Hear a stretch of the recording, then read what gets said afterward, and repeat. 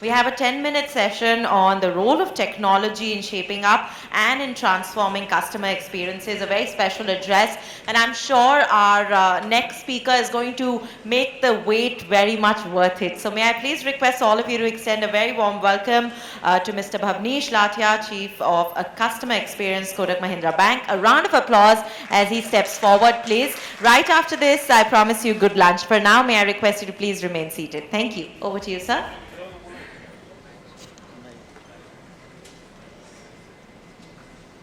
Hello everybody, can you hear me?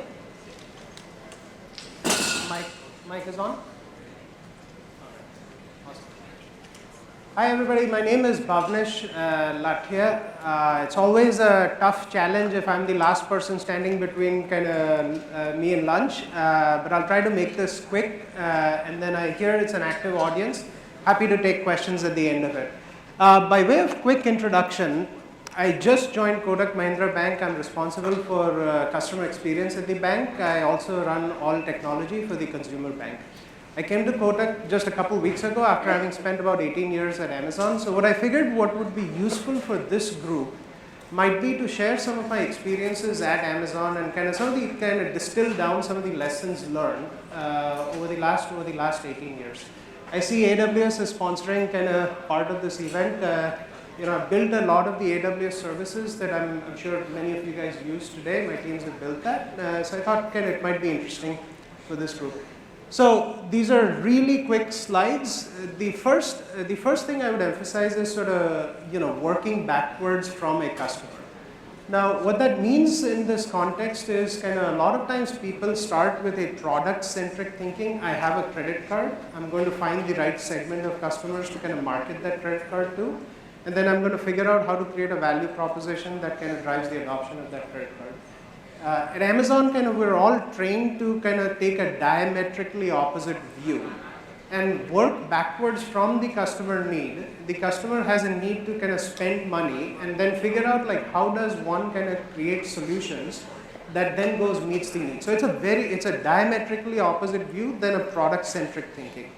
And that permeates throughout any Amazon experience you go to, whether it's an AWS offering or whether it's a consumer retail offering. So that then segues into the next piece, which is learning to invent on behalf of customers. Oftentimes what you'll hear people talk about is gathering customer requirements, meeting their needs.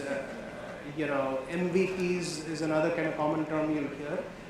But in reality, what customers expect of you is to invent on their behalf, right? No customer went to Steve Jobs and said, please build me an iPhone, right? It took a level of a deep understanding of the customer behavior and their needs in order for Apple to go invent an iPhone on behalf of customers. So as you guys think through the set of offerings you produce for your customers, think about where might you be truly inventing on their behalf, finding the unexpressed needs and then translating them into a product experience. The third one is iterating on putting capabilities in the hands of customers faster. So one of the things that Amazon in the old days of Amazon, I'm saying 15, 18 years ago when I started, right? It took weeks and months to take a single line of code that a developer had written and push it into production. By the time I left, it takes about 16 minutes for that to happen, right? So think about time to value, because customer needs are changing on a much faster basis than an organization's ability to respond, right? So the only way you can keep up with it is by becoming a lot more iterative in how you build and release and deploy features. Now that means in order to go from weeks to minutes, it's going to take a fundamental reinvention of the underlying architecture that supports your code promotion process, right? But that's something that each of you will want to think about as you think about how does one become more iterative. The fourth point is to think about building operational excellence into the design. Think about how are you going to operate this feature or this service or this product when it is live in production at the time that you're envisioning that feature or experience, right? Don't put it in as an afterthought. When you put it in as an afterthought, it almost always is either too expensive to manage or it doesn't yield the performance curves that you're looking for. So a lot of exercises, especially kind of, with some of the high scale services inside Amazon, like the ones that AWS builds, they go through a very rigorous operational review well before even the first line of code is written. So that becomes a critical piece of sort of thinking about sort of how you're going to operate this service, how you're going to scale it as you build it. And then the last point I'll kind of say is all of the first four rely on a continuous improvement process, right? You have to continuously focus on inputs. One of the things I've kind of noticed as I talk to my friends in BFSI is there's a lot of focus on outputs and outcomes, but in reality, the things that we control are the inputs that go into the system. So for example, I can't control how many customers choose to buy my product, right? That's ultimately up to the customer. What I do control is the price of the product, I do control the quality of the product, the reliability of the product, etc. So those become the inputs. An obsessive focus on inputs and kind of creating a continuous improvement around it is what then drives the outputs. So at Amazon, one of the things we used to do is like there's nobody who's gold on outputs inside Amazon. Everybody's gold on inputs. So that's the thing that people obsess about all day long. So the first 4 points that I made, all of those have to sort of then be continuously audited and improved upon.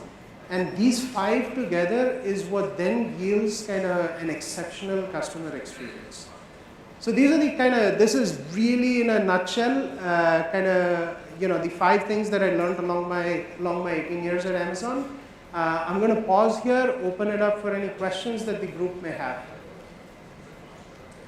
There's three more minutes between me and lunch, so happy to take questions. Yeah. Can we get a mic or something? Or just say the question since I can hear it.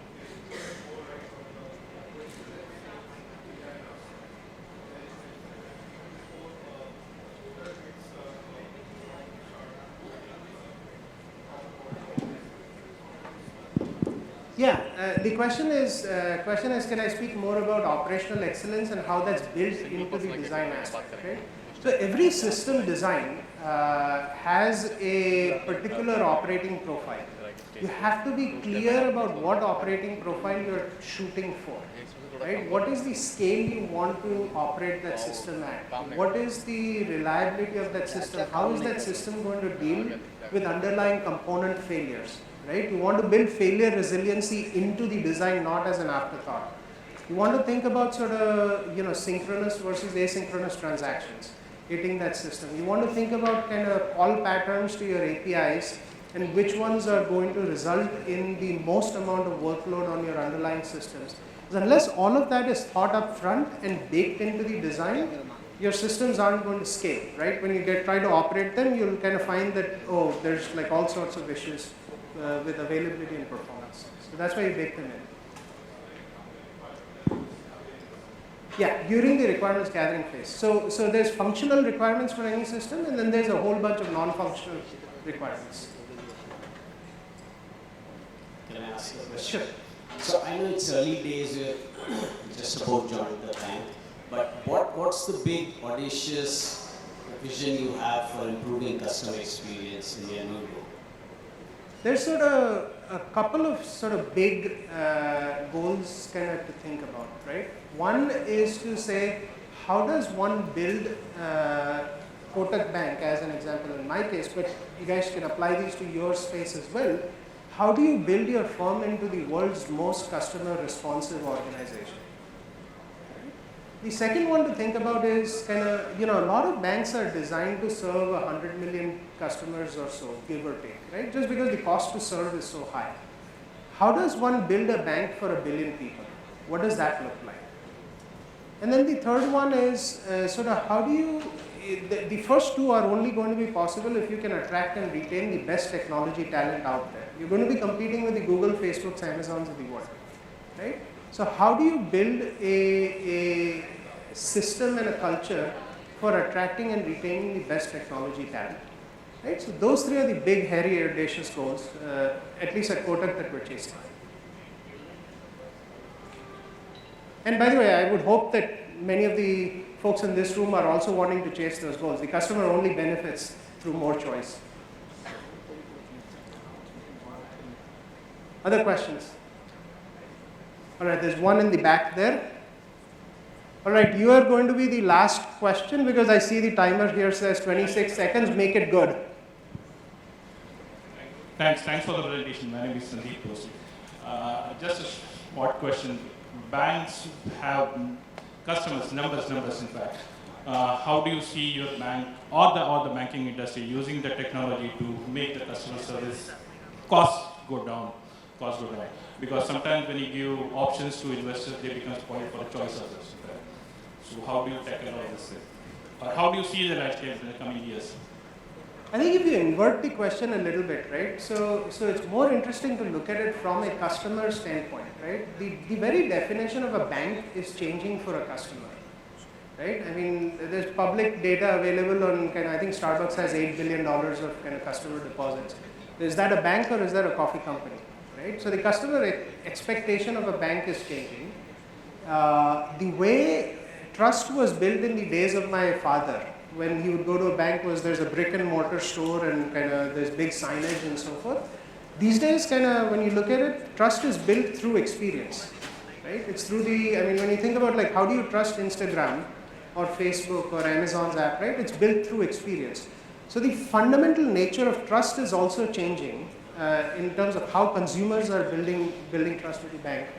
Now the reality of it is that most organizations, this is just general across banking industry, not an India specific comment, true in the US as well, right? When a consumer's ability to click away is measured in microseconds and a firm's responsiveness is measured in weeks and months, there's a huge impedance mismatch, right?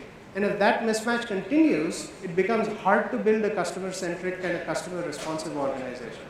So I think the question if you take that question from the lens of a consumer, right, the imperative becomes very, very obvious. Now it needs a wholesale set of changes in terms of how one approaches the problem, how one builds technology, how one deploys technology, etc.